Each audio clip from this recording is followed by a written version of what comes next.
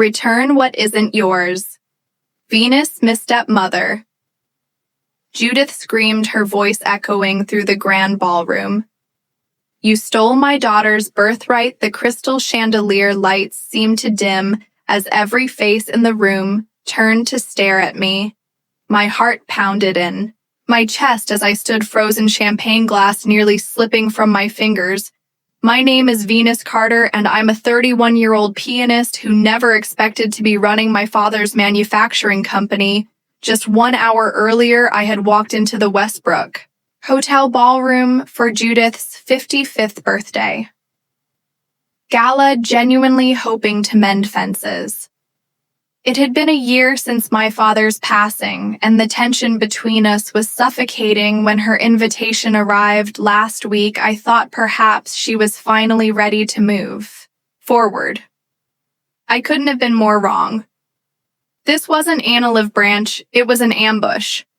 That company belonged in Pamela's hands.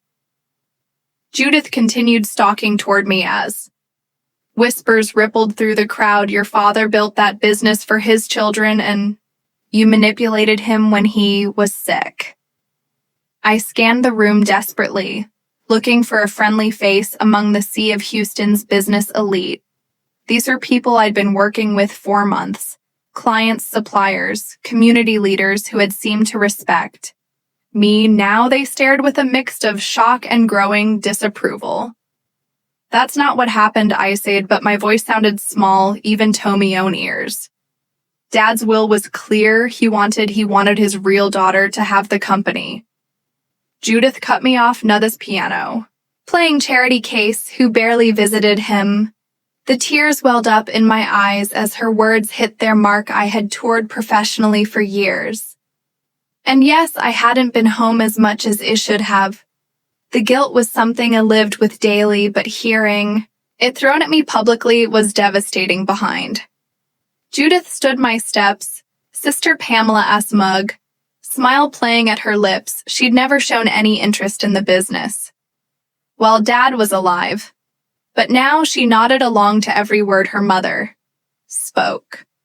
She's right, someone murmured from a nearby table. I always thought it was strange how she suddenly appeared when Thomas got sick. Another voice added.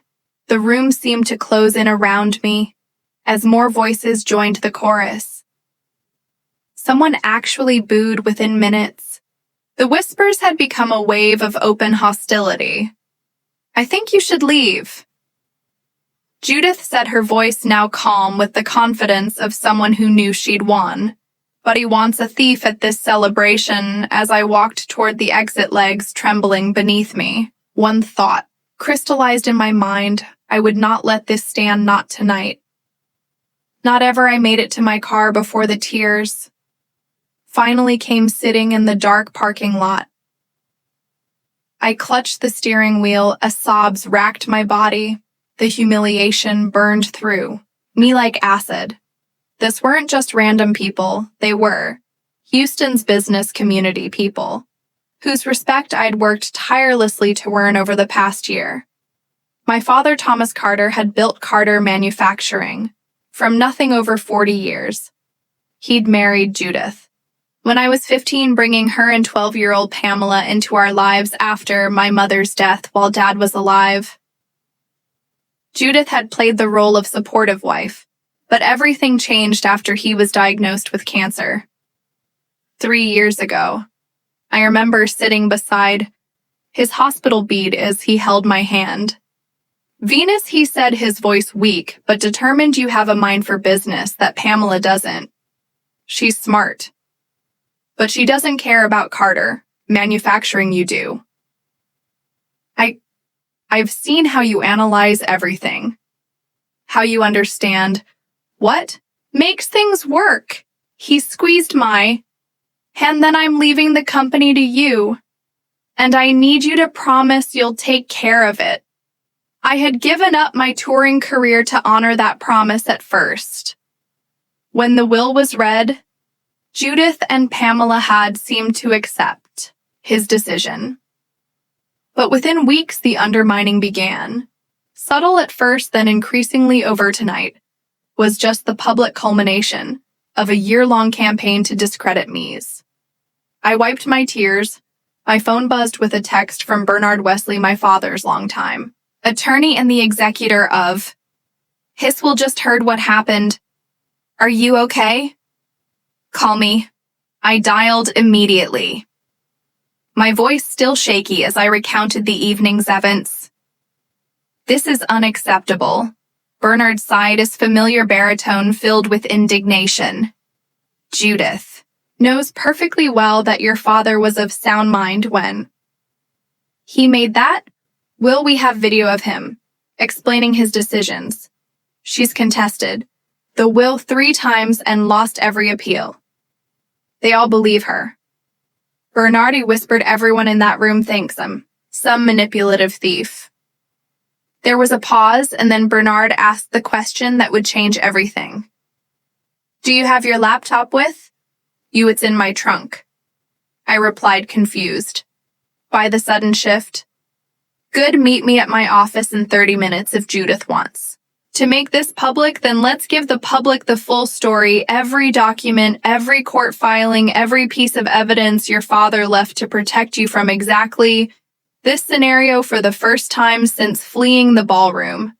I felt something beyond humiliation, a spark of determination igniting in my chest. I'll be there in 20, I said, starting the engine.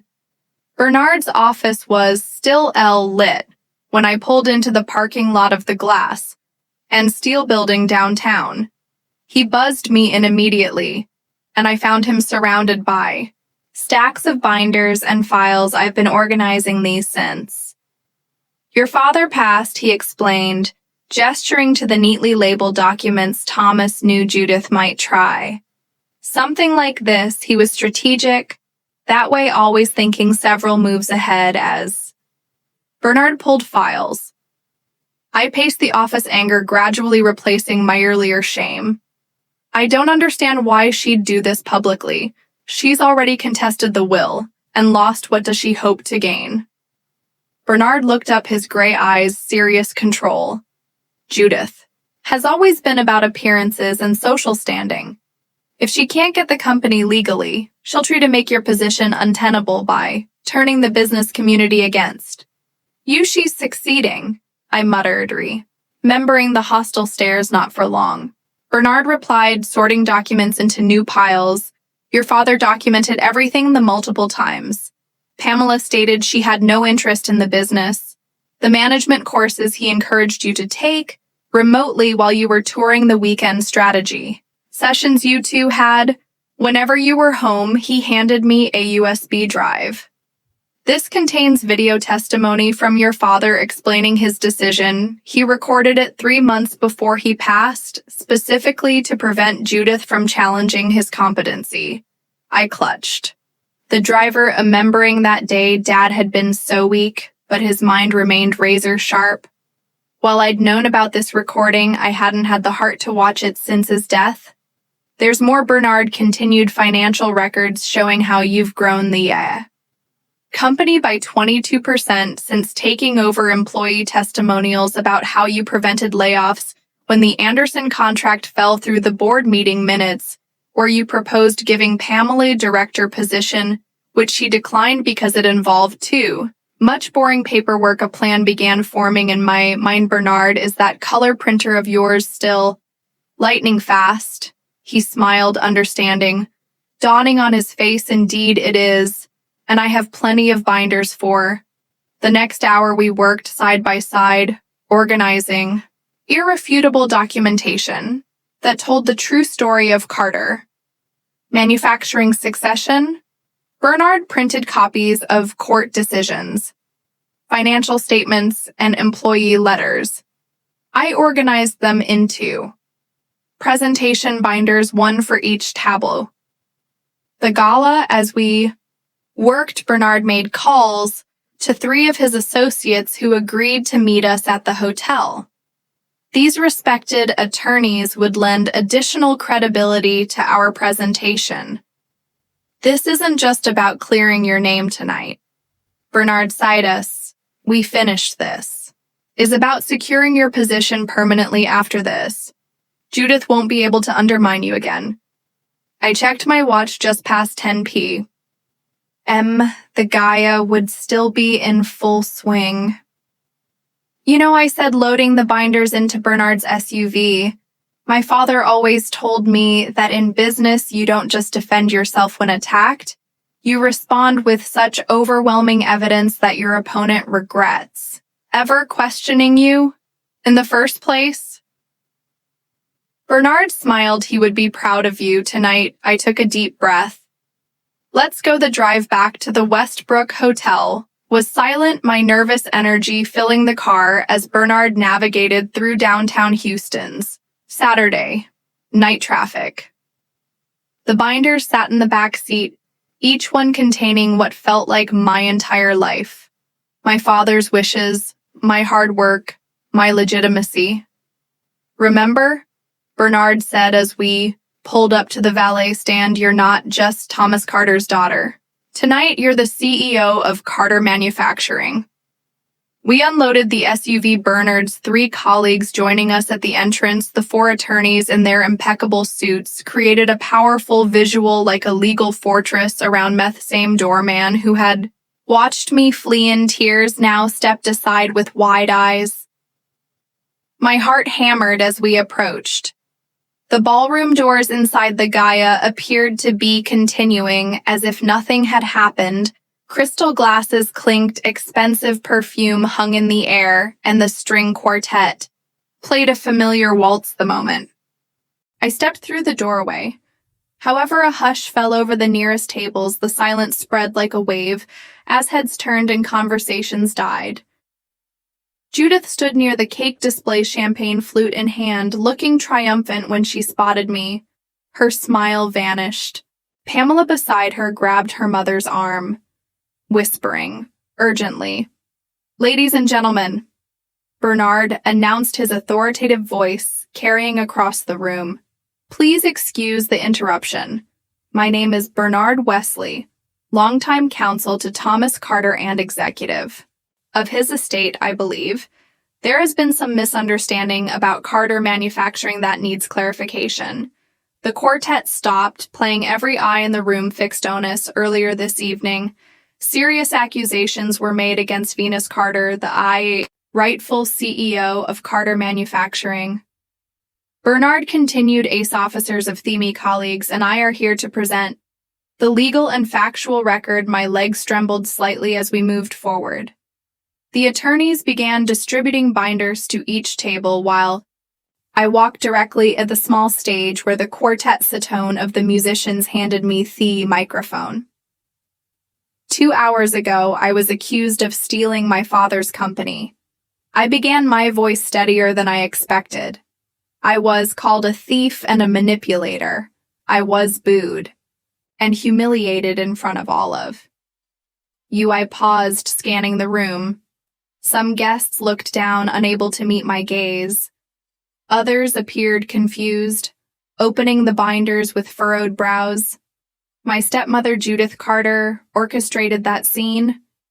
What she didn't tell you is that she has contested my father's will 3 times in court.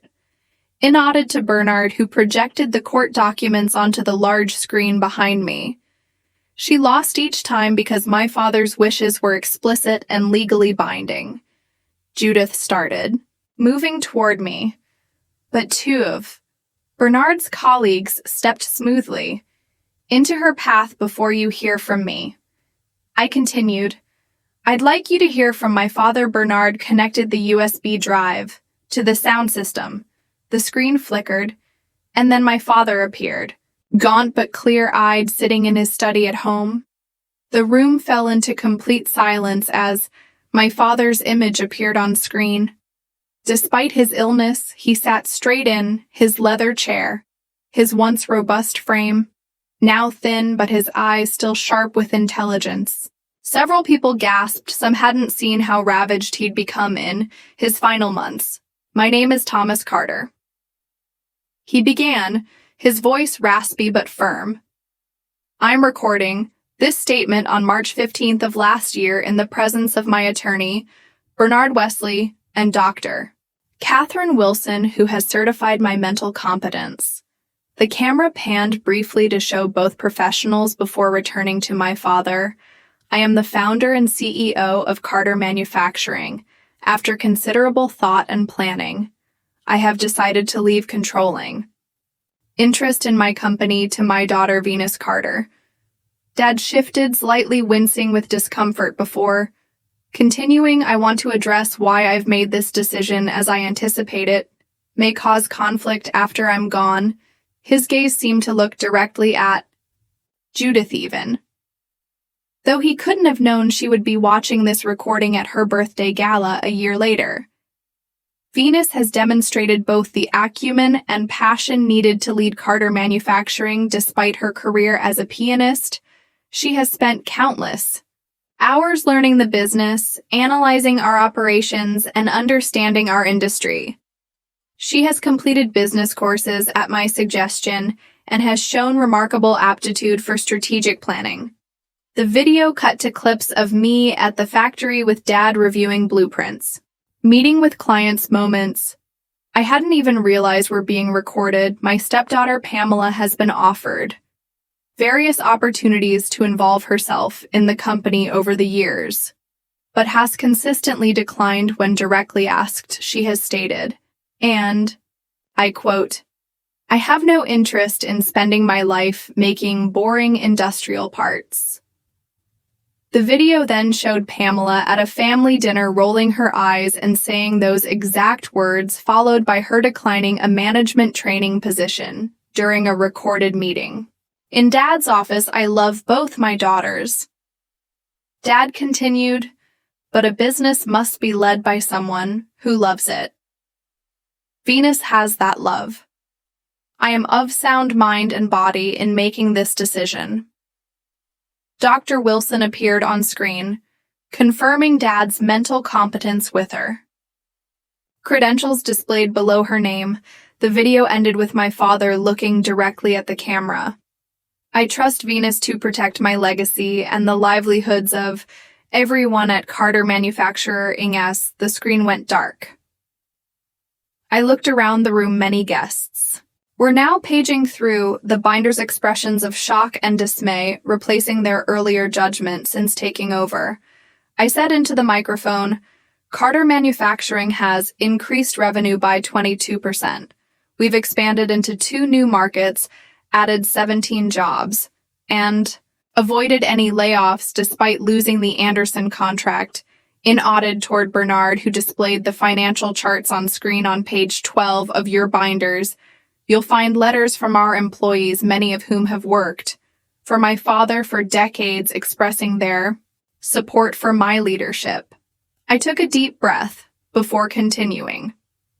Page 15 contains the formal job offer extended to Pamela 3 months ago, a director position with significant authority, but less day-to-day operational responsibility. She declined via email, stating she had better things to do than waste time in a factory. I could see Pamela's face reading as several guests turned to look at her. The final section, I said, my voice growing stronger, contains the court decisions rejecting Judith's challenges. My father's will. 3 different judges found no evidence of manipulation or undue influence. The medical reports confirmed Dad was fully competent when making his decision.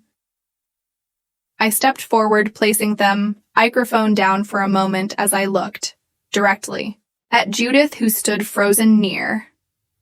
The cake display you asked me to return. What isn't mine?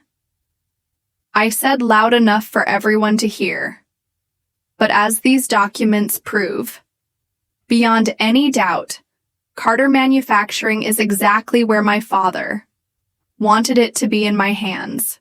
I picked up the microphone again, turning back to address the entire room. I understand. Many of you were misled tonight. You heard one side of a complicated story and reacted based on incomplete information. I paused, letting my gaze sweep across the ballroom. I don't blame you for that. What I do ask is that you take the time to review the evidence in front of you before making further judgments. The atmosphere in the room had transformed, the hostility was gone, replaced by discomfort and embarrassment, Gregory. Thompson, the CEO of our largest client, stood up from his stable Venus. I owe you an apology, he said, his voice carrying across the room. It should have known better than to accept such serious accusations without question, his public acknowledgement seemed. To break a dam, other guests began flipping more intently through the binders, murmuring among themselves.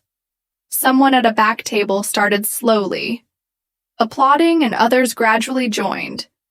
And Judith finally broke through the attorney's blockade, storming toward me with Pamela trailing behind her. How dare you? She hissed, her voice low, but venomous. This is my birthday celebration, and you've turned it into a corporate presentation. This is exactly why Thomas should never have left you. The company. You have no class, no sense of propriety. I smiled calmly, knowing every eye in the room was on us. Interesting perspective.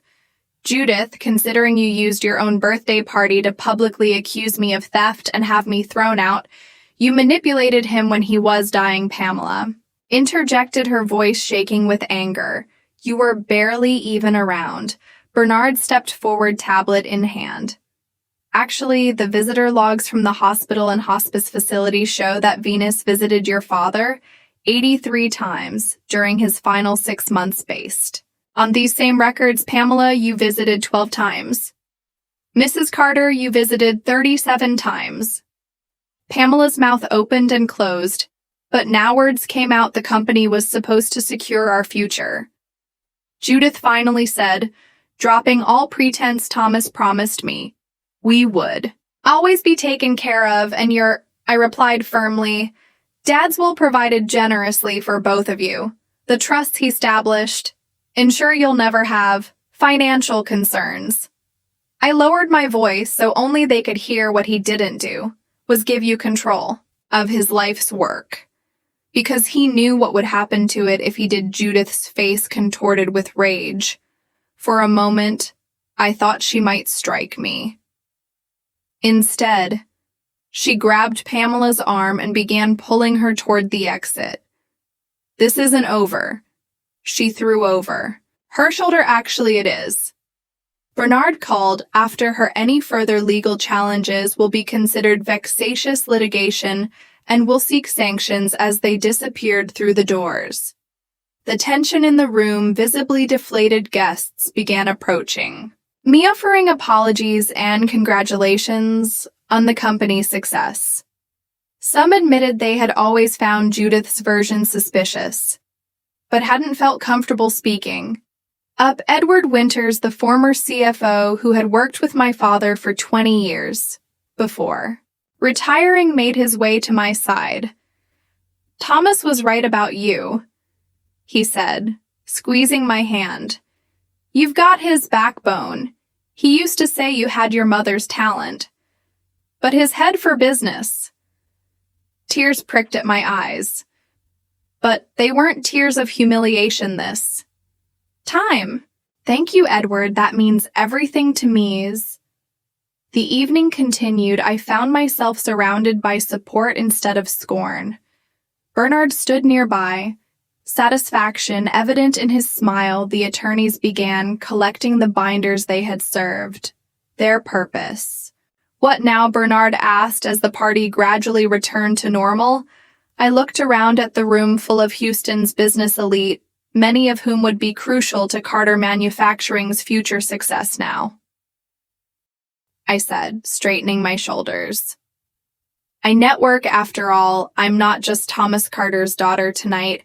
I'm the CEO of Carter Manufacturing. 6 months have passed since Judith's disastrous birthday gala.